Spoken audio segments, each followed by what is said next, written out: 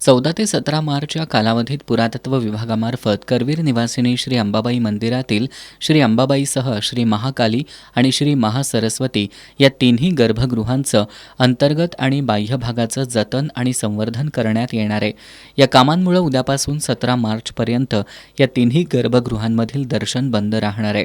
या कालावधीत भाविकांसाठी श्रींच्या प्राणप्रतिष्ठापित मंगल श्री कलश तसंच श्रींच्या उत्सव मूर्तींचं दर्शन मुक्तिमंडप अर्थात पितळी उंबरा आणि श्री गणपती मंडपापासून दर्शन घेता येणार आहे.